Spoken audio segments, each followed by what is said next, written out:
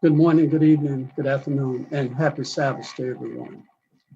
It is a wonderful joy and pleasure to be able to work in God's service. Dear Father, bless us, dear Lord, as we share this brief thought. Strengthen us, Lord, and give us the ability, Lord, to share it in a way, Lord, that it may help someone. In Christ's name, amen. My subject today is the new amalgamation, the AIDS conspiracy, unveiled.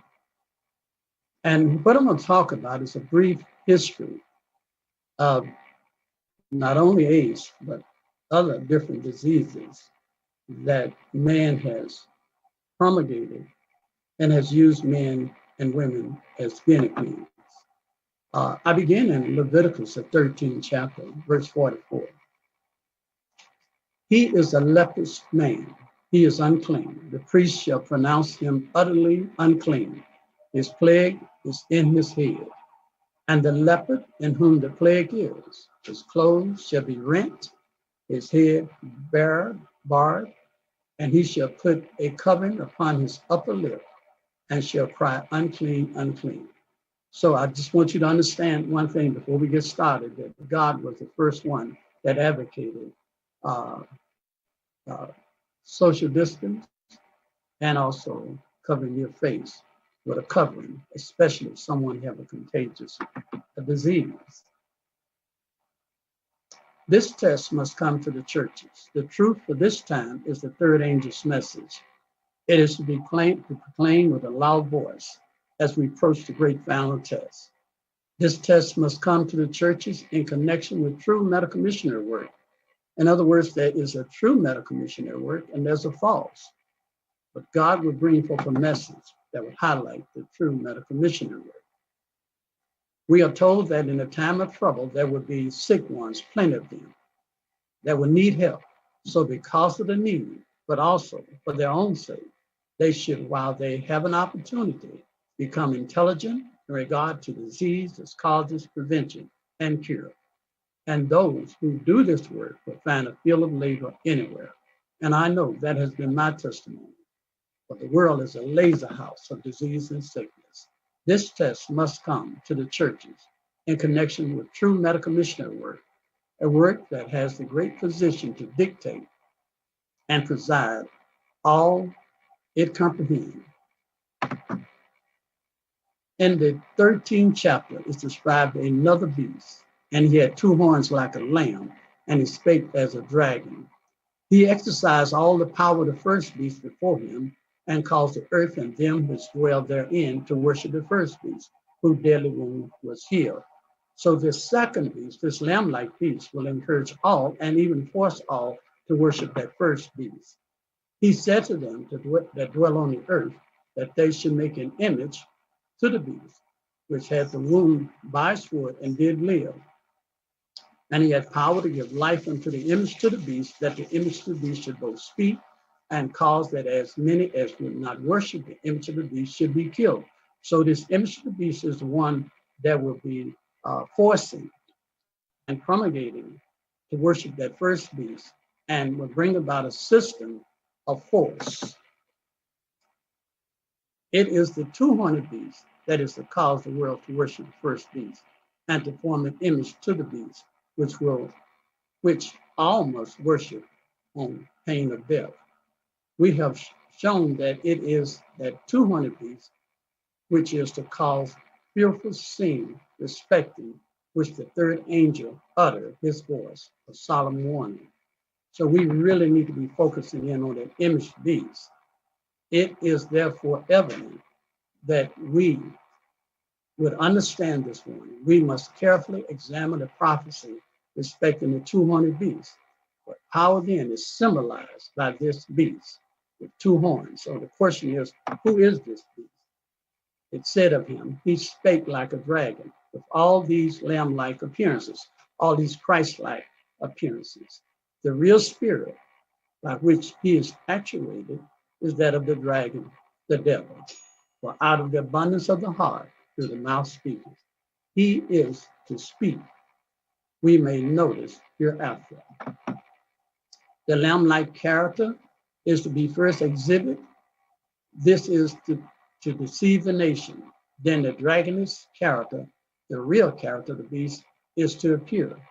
For as the dragon gave power to the first beast, which prepared the way for the papacy and 1,260 years of persecution, so the 200 beasts give power to the image of the first beast to act a part like that the beast is warning upon the saints.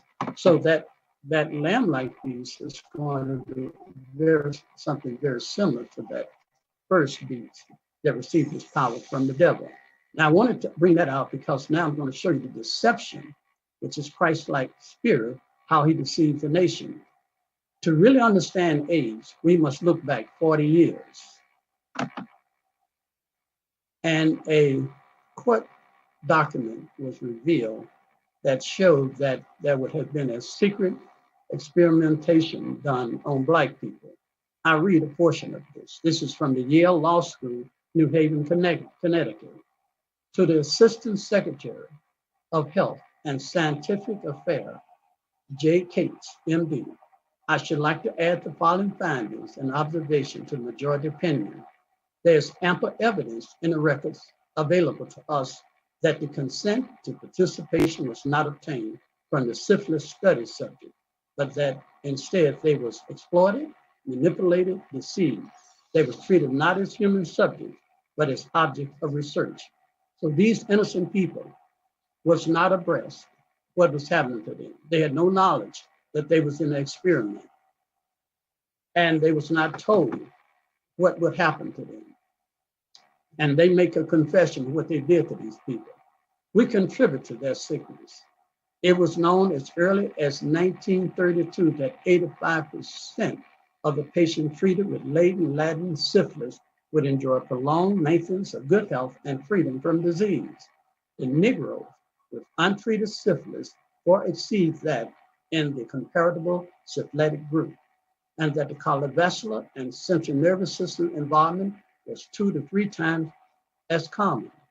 Moreover, we know now, where we can only surmise before, that we contribute to their ailments and shorten their lives. So they found out through this experiment that 40 years later, these people would have a genetic weakness toward high blood pressure, to mental illness, and glaucoma, and other predominantly ethnic-related diseases. One of the senior investigators wrote back in 1936 that since a considerable portion of the infected Negro population remained untreated during the entire course of syphilis. Now listen what they said, an unusual opportunity arose. I mean, this was an opportunity they couldn't pass by. An unusual opportunity arose to study the untreated syphilitic patient from the beginning of the disease to the death of the infected person. So they wanted to study from the time these people was infected and let nothing interfere with their experiment. Throughout, the investigators seem to have confused the study with experiment in nature, but syphilis was not a condition for which no beneficial treatment was available, calling for experimentation to learn more about the condition in hope of finding a remedy. They already understood a lot about syphilis because what was taking place in Germany, but they wanted to start from the very beginning and trace it all the way to the death of the person. Bad blood still flowing in Tuskegee. For 40 years, the Public Health Service tracked the effects of syphilis in 390 Black men in Alabama, that's in the US. The men were not told that they was in a medical study, nor were they told they had the disease, and they received no medical treatment. Now just 8 of those 399 men are still alive, and they want an apology. So these men had no idea. They had healthcare nurses to come in the community to give them shots, to examine them, to pretend like they was giving treatments, but all they was doing was collecting data so that they can turn that in to the health care system. Germ warfare declared against Black people. I know you don't want to believe that, but this is written history in the newspaper. Matter of fact, in the New York Times, they write syphilis victims in the United States study went untreated for 40 years. So there we see it right there. Almost 40 years ago, these men and also back in 1932 was used as subject of experiment. Now this particular man, Brother Shaw, he was 94 years old when he made this statement. He said, they left untreated, syphilis can cause blindness, insanity, heart disease, arthritis, and death. Have you ever wondered why Black people, though genetically strong, are more prone to many of these diseases? It is because some manipulation has been taking place and has weakened our immune system. And that's why we have to be very careful to regain the strength God gave us from the very beginning. Now look at this. Is this happening all over again? They came in the community, they gave shots, pretending as if they was checking on the health of these people, as if they really cared about these people. And these people had no idea what was going on. My question is this happening all over again? The Tuskegee syphilis study and experiment was an experiment of genocide against a people that had no knowledge that they was a test subject. They wanted to observe the effects of syphilis on the human body. Charlie Pollard also was a part of the experiment. He said, they experimented on me for 40 years. I thought I was getting treatment for my health. He had no concept what was going on. Now let's listen at another statement. Withholding of penicillin. We know that penicillin was very effective in stopping syphilis. That penicillin therapy should have been made available to the participants in this study, especially as of 1953, when penicillin became generally available. Withholding of penicillin after it became generally available amplifies the injustice to which this group of human beings had already been subject. The scientific merits of the Tuskegee study is vastly overshadowed by the violation of basic ethical principles pertaining to human dignity and human life imposed on the experimental subjects. So they didn't even give them the penicillin. They withheld the penicillin's treatments because they didn't want to interfere with their research. During the year 1928 to 1942, the cooperative clinical study, the treatment of syphilis, was taking place at the syphilis clinic of the Western Reserve University. Other universities that took place in the experiment was Johns Hopkins University, Mayo Clinic University, Pennsylvania, and the University of Michigan. Back then, these were small universities, but because they was given large grants to follow this experiment, today, these are very powerful and wealthy schools. Also, the Division of Venereal Disease, the United States Public Health Service provided statistical support, and financial support was provided by the United States Public Health Service and a grant from the Milbank Memorial Funds. You can see all powers involved to carry out this experiment. And not only that, as I conclude this portion of it, the United States Army also helped. What is clearly documentable in a series of letters to the Public Health Office in Tuskegee, taking place between February 1941 and August 1942, is that known seropositive untreated males under 45 years of age from the Tuskegee study had been called for Army duty and rejected on account of positive blood. The local board was furnished with a list of 256 names of men under 45 years of age and asked that these men be excluded from the list of draftees needing treatments. In other words, the government got in touch with the Army, told them to exclude these men from getting treated for syphilis because they was in a secret experimental, and so they could not interfere with it.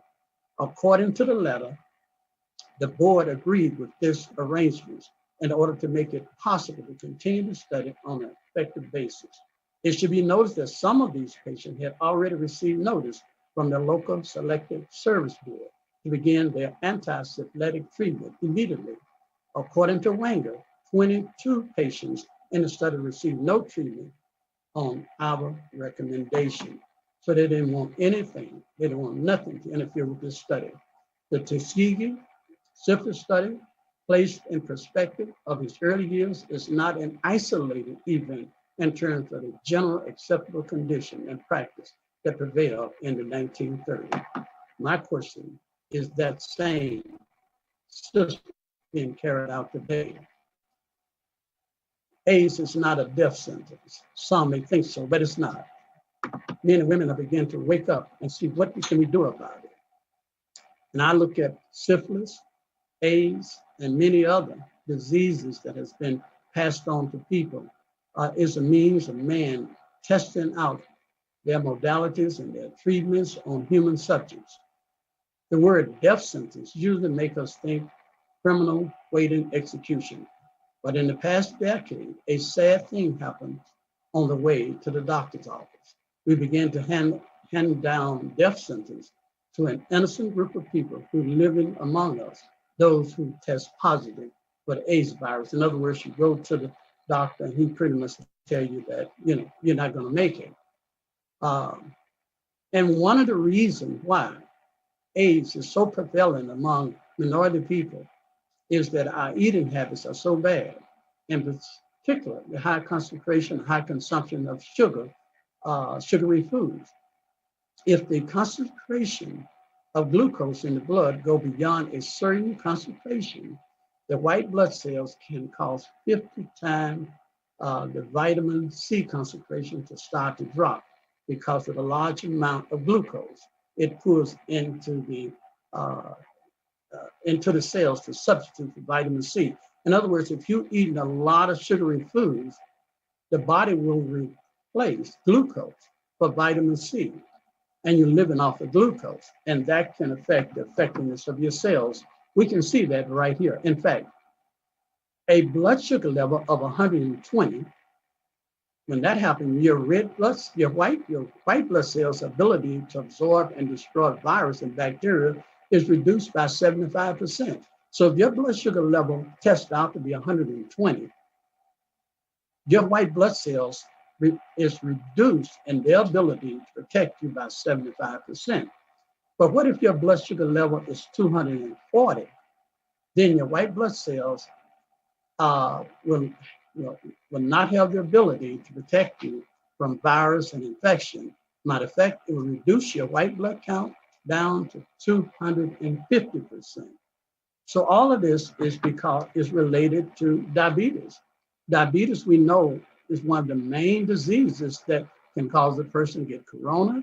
It can also cause a person AIDS condition to be worse because it impairs and hinders your immune system from functioning properly.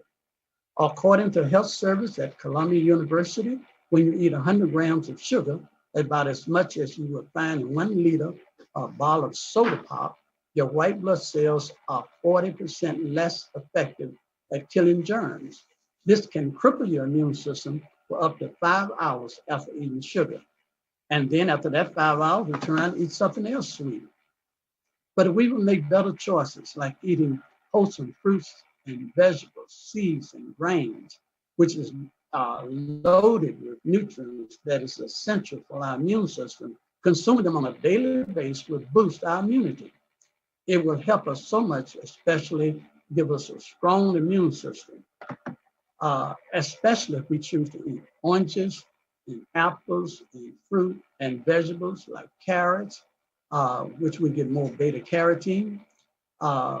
Then our immune system will be healthy and our whole organs will function much better. Dark green leaf vegetables such as kale and spinach are high in beta carotene and vitamin E. All of this tends to fight off infections such as colds and flus. You can see if we ate a healthy diet, our body would be able to fortify us against the coronavirus and also against AIDS. Fresh red and pink fruits and vegetables like tomatoes and strawberries and grapefruits are especially helpful because they're fortified with vitamin C. The more vitamin C we take in, the better our immune system will function. Don't stress yourself out about this. Just simply consume more and more of these wholesome complex carbohydrates and less of the denatured, devitamized food. Diet change sometimes takes time, but if you want a new healthy habit, stick to it. Be persistent as you try to switch out to a large vegetable salad, large fruit salad, in place of fast food, quick sandwiches for lunch. Get rid of all these sweetie foods, junk food, denatured, devitamized food, donuts, and quick breakfast food. These foods will rob you of your energy and also rob you of your life. One thing you must also remember, reduce stress. Chronic stress suppresses the immune system, and it really will interfere with your body's ability to release the T cells, which is fighting for you to keep your body fortified against infections and virus. The more stress you have, the less ability you would have to resist these infections that will come in the body. Make sure you get plenty of vitamin A, B, C, D, and E. And the way to do that is to eat these foods in a complex manner, especially spinach, strawberry, grapefruit, oranges, citrus fruits. These foods are fortified with minerals and vitamins, and it's just what your immune system needs. Also, herbs also play a major role.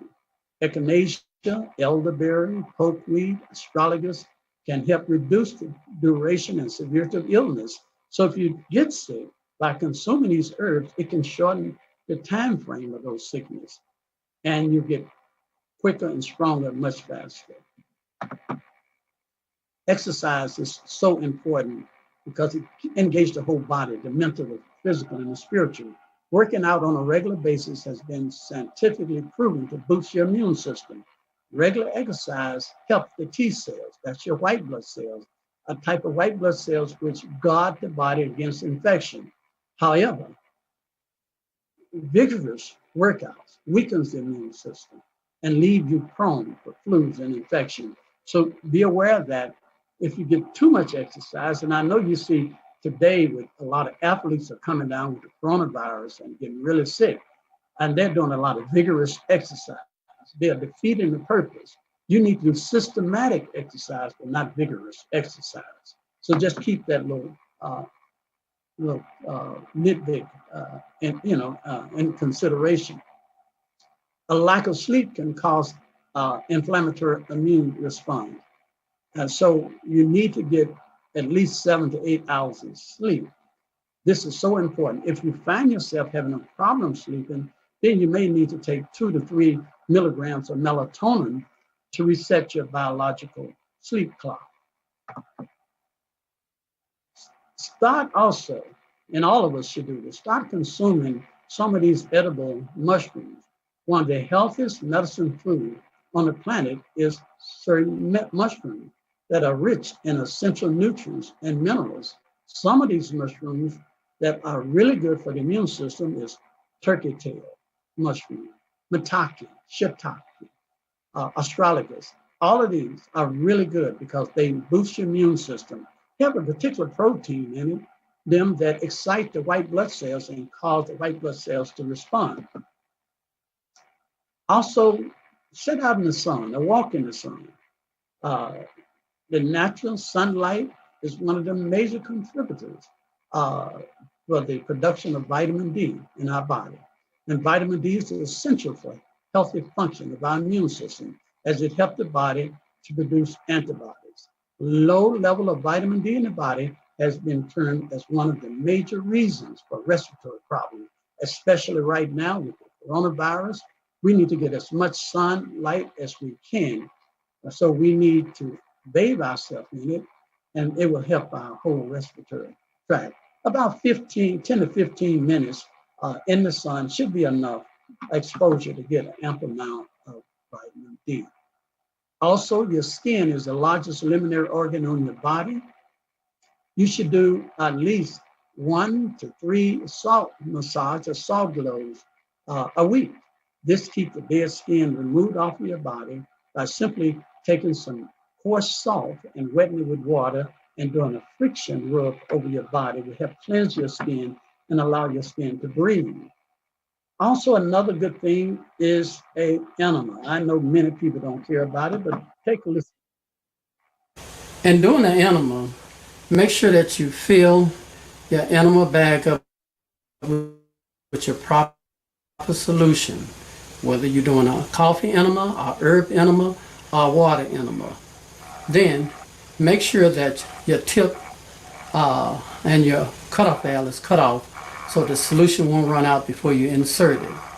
Then just before you insert the tip into the rectum, cut the inflow valve on and let the water run free, taking any excess air that's in the tube out before you insert it in the rectum. Then cut the tip off,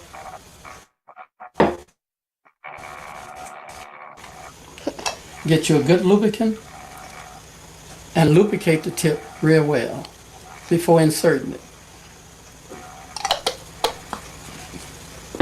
And then insert the tip real slow Okay, into now the that rectum. is a regular 1 quart enema. And that's not a real person, that's a medical mannequin. But I'm demonstrating how to give an enema, and there would be times you would have to do it. Another one is called a fleet enema. Let me see, can I get that up? It's a fleet enema. Today we are going to demonstrate how to give a fleet enema. And this is a small retention enema, and it can be an olive oil enema, especially when you're dealing with someone that has some hot fecal matter. They may have some fissures or hemorrhoids that are quite painful, and you need to lubricate the rectum. Or you may be simply doing a retention coffee enema or herb enema, or any solution you choose. First of all, buy you a little simple fleet enema. It can be anywhere from 2 inches to 4 inches. Remove the cap and lubricate the tip real well so there'll be no friction when you slide the tip in the rectum. Then insert it into the rectum real slow. Once you're in the rectum, you squeeze the little fleet until you empty the amount that you wish to give the person. So that is a And fleet enema, and that is a 1 liter or 1 quart enema. Enemas are important because the more toxin you have in your system, the more stress you're going to put on your immune system. Your white blood cells will be trying to get rid of the toxic debris that should be systematically moved out the system. This can weaken your immune system. You should have at least 2 to 3 bowel movements a day. That is a normal process. How can we determine that? And I know that in most good-natured doctors say what's normal for you is normal, but that is not biologically normal. We can determine what is normal by simply watching a healthy baby. Every time a baby eats, you're going to have to change the diapers. And it don't change because you get old. Every time we eat, we should have a bowel movement. How many times we should eat? 2 to 3 times a day. Also, a vapor steam bath is also important. So we can take a steam bath or we can take a facial inhalation bath. Removing this mucus out of the system is real important because one of the main way that a virus get into the body is through the sinus cavity, which eventually end up into the lungs and the whole respiratory tract. So by systematically cleaning out this old mucus, we put less stress on our respiratory tract. So a steam bath at least 1 to 2 times a week would be quite useful. Another particular thing you need to do is to learn how to make your own high fiber, full of roughage bowel cleanser. Here's one that is really nice. It is called a fig bowel cleanser. Take a 1/2 pound of dried fig powder, 1 pound of psyllium powder, 10 ounces of agar-agar, 1/3 of a pound of moringa leaf powder, 7 teaspoons of senna powder.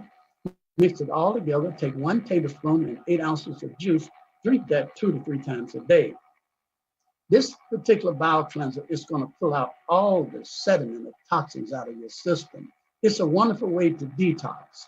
At the same time, it will give nourishment to your disease. Begin in the colon. It is the mother of all disease. Also, one of the foundations of all disease is poor digestion. And many of us have poor digestion and he's not even aware of it. Sometimes some simple digestional enzymes like betaine, HCl, hydrochloric acid, can put a little more hydrochloric acid in your stomach so that you can break down the proteins and begin to breaking it down to amino acids. Super papaya chewable enzymes I have found to be just fantastic for people that have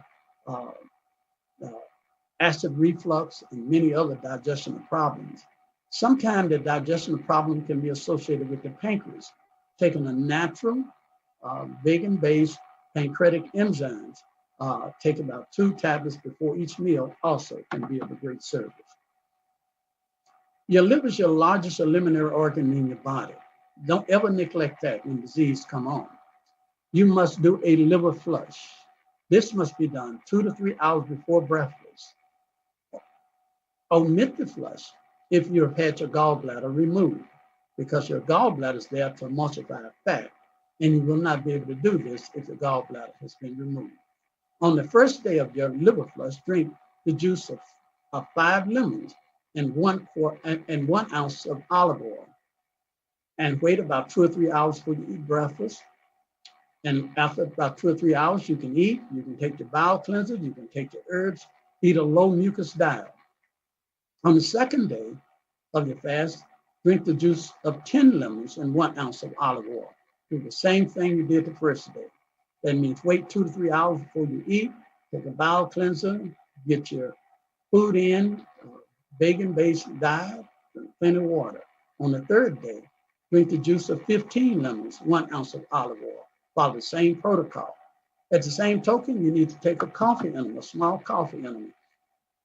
This will clean out all the sediments of that bowel that is really causing gallstone and causing congestion in the liver. This is the way you overcome disease. And these people that I'm going to share with you now, they was able to follow these protocols, and many of them are free of AIDS and corona and other life-threatening disease. People diagnosed with AIDS are challenging the mortality statistics and leading and living a healthy lives today. They chose an alternative approach to treatments. And if you want to get well, you're going to have to come out of the ordinary and do the things that the Spirit of the Lord directs you to do. Let's see what some of them was able to do. As you read these stories, keep in mind that these 4 people are not an exception. There are hundreds of people that are reversing their conditions today and living healthy lives. It is worth noting that these 4 particular patients never used such toxic drugs as AZT. If they did, many of them stopped before it, had gotten too bad side effect on them. And they chose to make better choices. Chuck DeMarco participated in a special treatment called hypothermia. Hypothermia is really a fever treatment. This is where you take a very hot fever bath and to boost your immune system. He also followed a natural holistic approach, and it paid dividends for him. And by following this hypothermia program, it boosts his immune system, and he today is free. After 6 weeks of treatment, he's free of the AIDS virus. And so he was able to get his temperature up, by the way, up to 108, and that is really dangerous. And you really have to be under some severe supervision to get it that high. Don't attempt to do that. You get it as high as the person can tolerate it.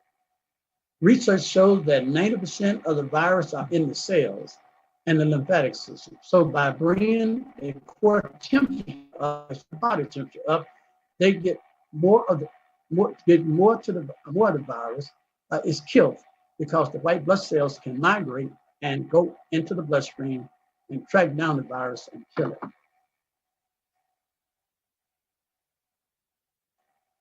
Another particular thing is that you want to do is you want to experiment with different herbs. Now, this brother Stanley, he used bitter milk to reverse his his AIDS condition. He found that bitter melon boosts the immune system, so he began to drink and eat a lot of bitter melon. He had learned this from the Philippines, visited over there, and they was treating leukemia and getting really good success. So he just started drinking the extract from the bitter melon leaves and the fruit. And to his surprise, his T count responded in a favorable way. His T count was below, real low. If your T count is below 500, then you're HIV and eventually full-blown AIDS. After drinking the bitter melon tea, his T count went up to 670. And then soon after that, it went up to 1,060. And it was in a normal range and is still in a normal range today. Let's go briefly as I go through a complete AIDS protocol. This is a 6 months to 1 year treatment protocol. The main thing you must consider in the time you're dealing with a very serious disease, you need plenty of vitamin C. And God has given the leaves of the tree for the healing of the nation, and these leaves are fortified with vitamin C. According to the Center of Disease Control spokesperson, most patients do not live more than 3 years after diagnosis. Vitamin C apparently stabilizes the loss of T cells. Anytime you have AIDS, your T cells are dying, are being killed at a rapid pace. And vitamin C stabilizes that and prevent the loss of those T cells. You need those T cells to produce an immune response. In order to understand what they are, an explanation of the T cells is necessary. The T cells, along with the B cells, are macrophages, white blood cells, leukocytes that help protect the body against invading bacteria and virus.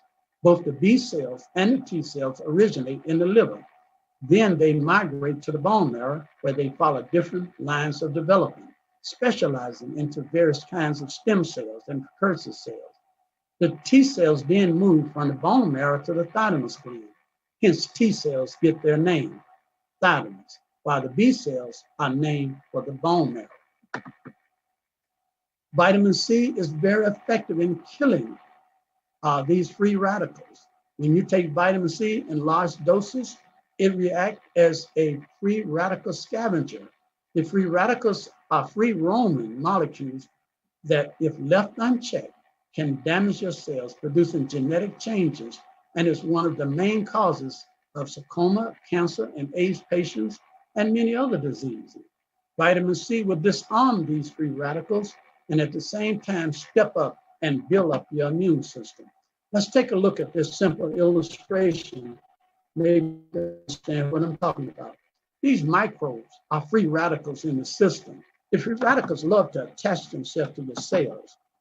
There you can see the free radicals attaching to the cells. Now, this is coming from eating denatured, devitamized food, processed food, weakening your immune system.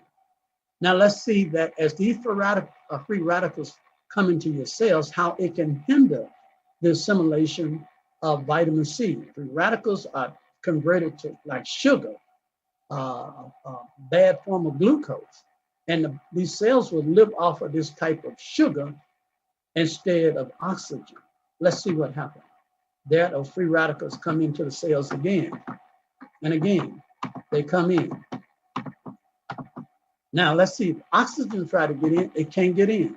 You see how it's repelling the oxygen from getting in because the cells are already full. They've already had the ample amount of energy from these free radicals that is converted to glucose and is deriving its energy off of glucose. That is not good at all. Everyone that works with diabetes should know that if a person has a real high blood sugar level, they shouldn't do vigorous exercise because they can elevate their ketones. And if they do that, their body is living off of sugar or glucose rather than oxygen, and that can be deadly to your kidneys. So another problem in eating trans fatty acid food, junk foods, pastries and donuts and cookies and cakes fried with sugar and oil and eggs and milk. Those are trans fatty acid foods. This trans fatty acids, as we look at this illustration, that's the trans fatty acid. It will coat your cells. Once your cells are coated with this fatty substance, then the healthy nutrients cannot get in. It cannot absorb them. You see, it's repelling them away. And your cells become sick and malnourished. And if your cells are malnourished, then your organs will be malnourished and your body will be malnourished, and you will be a malnourished person, making you more prone to disease and sickness, lowering your immune system. A Nobel Peace Prize was awarded for proving that cancer cells are anaerobic, meaning they do not burn oxygen, but rather they use fermented glucose in order to get energy. We do not want that. Cells that become anaerobic, they will burn glucose instead of oxygen to derive their energy, and then those cells will be weakened and weaken the whole body. Some other wonderful things, all over the world, you have the aloe vera plant. After many months of observation and reading reports on aloe vera concentrate, I decided to include aloe vera concentrate in my AIDS program. We found it helps with Epstein-Barr and AIDS. Everyone that took the juice concentrate stated that their energy increased, and they was able to sleep through the night. A team of scientists from Texas A&M University and 3 other institutions said that aloe vera appeared to help drugs like AZT, and it seems that in taking it, that it can actually help the AZT function better. I guess the good thing to that, if you take aloe vera, you would only need to take a small amount of the AZT, and it seems to improve the function of the AZT. This also found that aloe vera compound interfere with the HIV ability to replicate or to produce in cells. So it can hinder that replication of the virus by blocking it. Also, we found that you can, if you administer AZT in a low dose, you can continue to give aloe vera over a time period. You will not need the AZT. You can gradually wean your way off of it. As you do that, take on garlic. Garlic has been used for thousands of years. The Egyptian medical doctors dated back around 1500 BC discussed the use of garlic in 22 prescriptions. Garlic was used during World War I to fight infections. In World War II, British physicians treated battle wounds with garlic, reporting it benefited in warding off septic poison and gangrene. Tests found raw garlic more powerful than penicillin. Literally, hundreds of studies confirmed garlic is a broad spectrum of antibodies against a long list of microbes that spread disease, including botulism, tuberculosis, diarrhea, and staphylococcus. Garlic is antibacterial, antifungal, antiparasitic, antiprotozoan, and antiviral. Now, you definitely want garlic. And we have that available to us all over the world. Consume as much garlic as possible. To consume garlic at the ratio to inhibit the AIDS virus, you must chop and blend up 10 buds of garlic. That's a lot of garlic. But as you chop and blend it, mix it with tomato juice and freeze that. And then take it out of the freezer and consume about a teaspoon of that garlic, frozen garlic, about 2 times a day. In that mixture, it will not burn you. It will not cause any reaction in your stomach.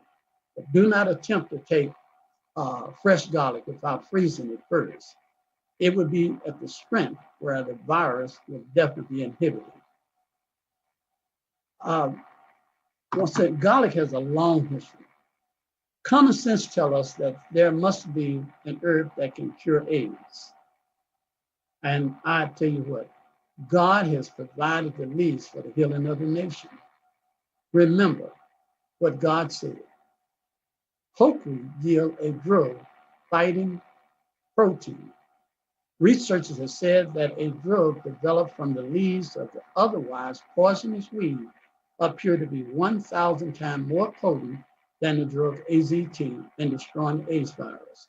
So now here we have pokeweed that grow all around where I live and in a lot of other places around the world. God has caused the pokeweed to grow in North America for the North American people. Now you do African brothers and the brothers in the Southern Hemisphere, don't trouble yourself. God has not forsaken you. God has a compatible herb that works just as good, in some cases better than pokeweed that grow in your region. I'm going to talk about that in a little bit. The University of Minnesota said that the drug pokeweed contained a virus-fighting protein from the new leaves of the pokeweed. Get the young, tender leaves. This American herb is otherwise poison to humans. Now, I want to let you know something. When they brought my ancestors from Africa, they landed in this country.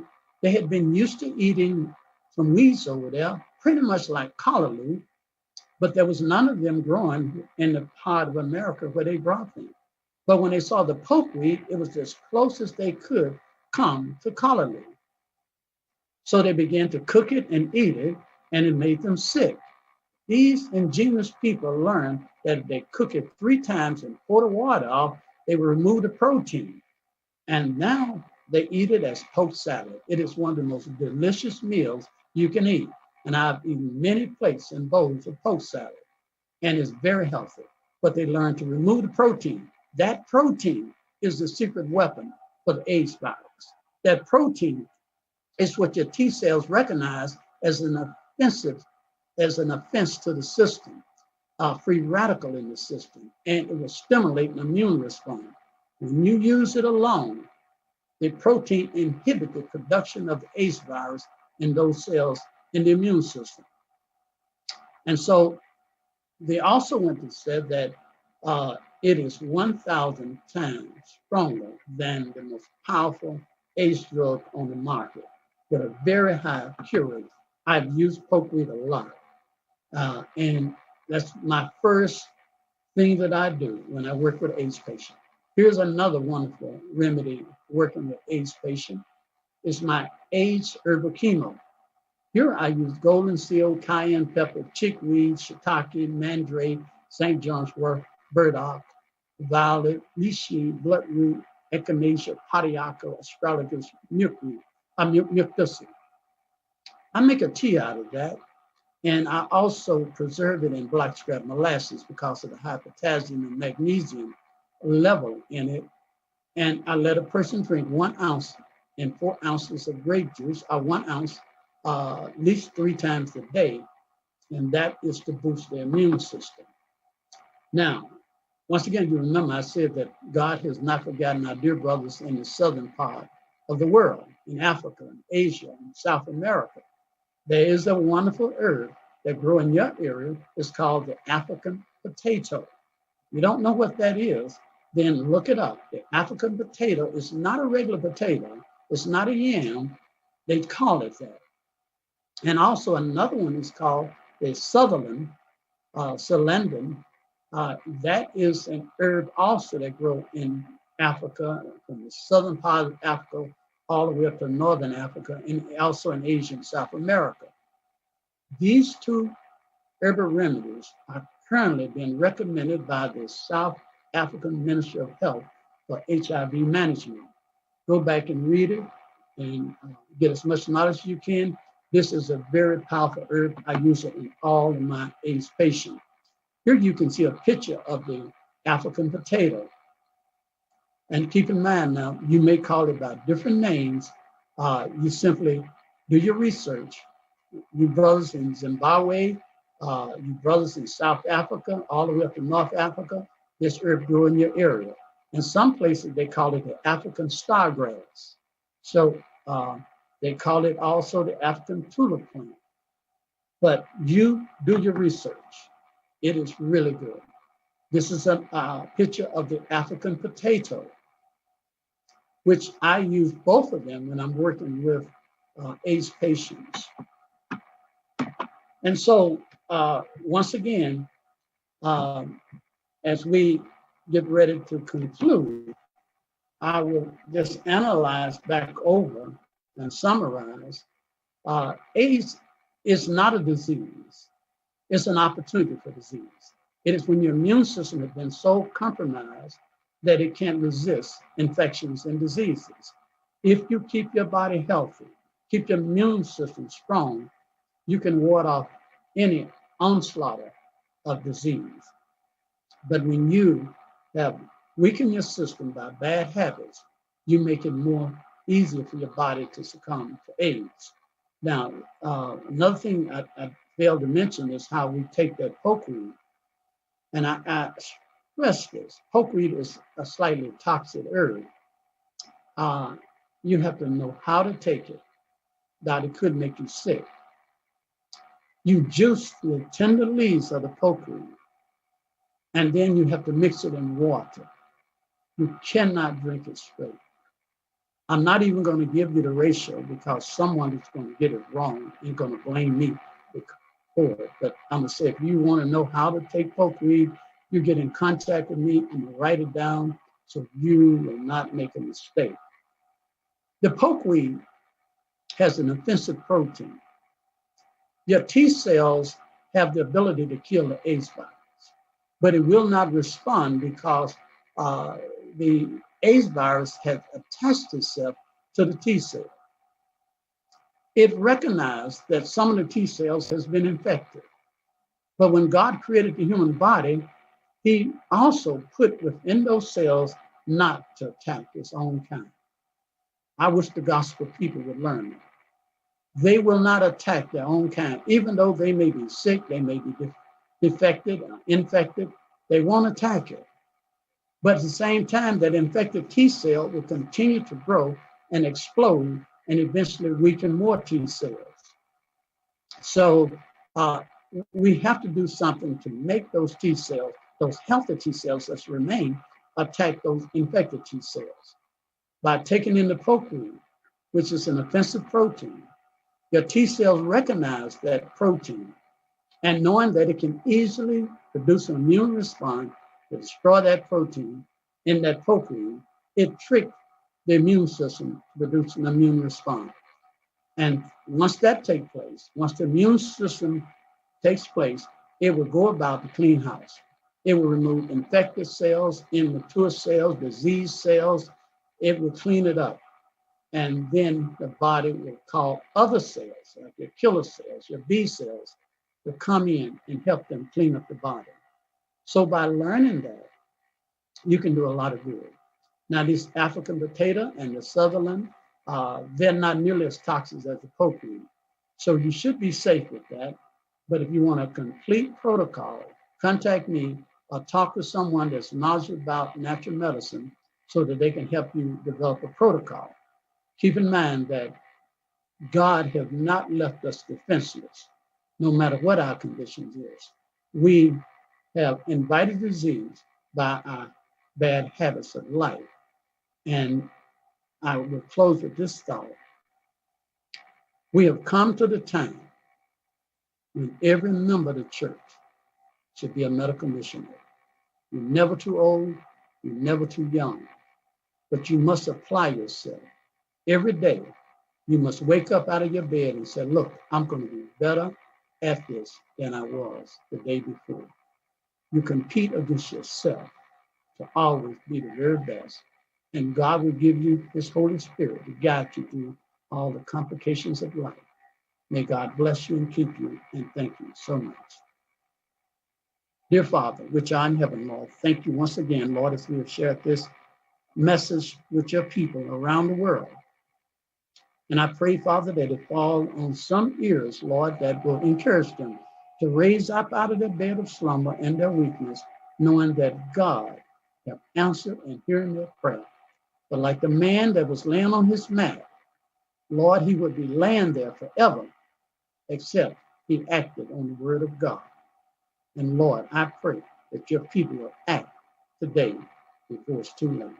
Thank you so much. Amen. There is